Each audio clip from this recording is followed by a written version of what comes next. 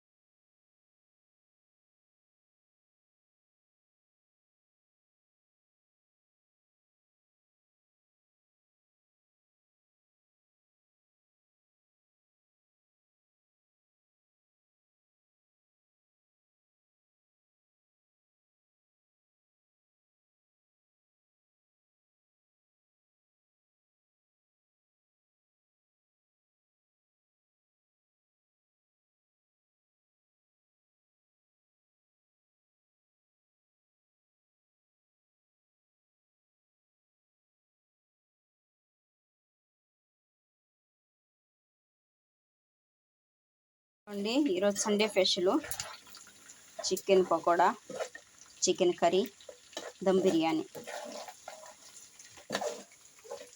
దమ్ బిర్యానీ అయిపోయింది, ఇంకా చికెన్ పకోడా చేస్తున్నాము.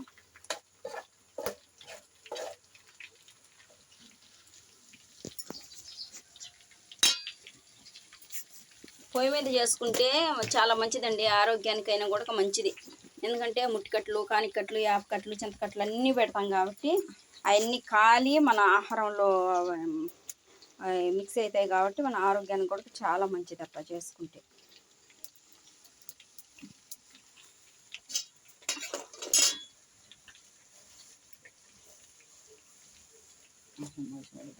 మా పొయ్యి మీద వంటలు మా అక్క చేస్తుంది ఈరోజు.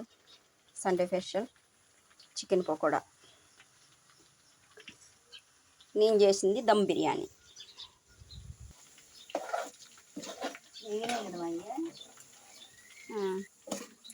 అయిపోయినాయండి, చికెన్ పకోడా రెడీ.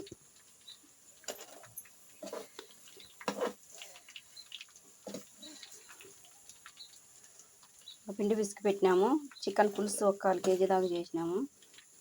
ఇంకా అవన్నీ చపాతి చేసేస్తే ఆ పులుసులోకి సరిపోతుంది. ఇది బిర్యానీలోకి.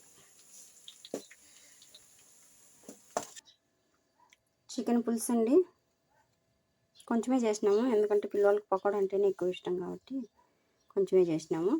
ఇంకా శనగపిండి కూడా పిసికి పెట్టినామండి, చపాతి చేయాలి. పిల్లలు బాగా ఇష్టంగా తింటారు కాబట్టి ఇంకా చపాతి కూడా చేసేసేయాలి.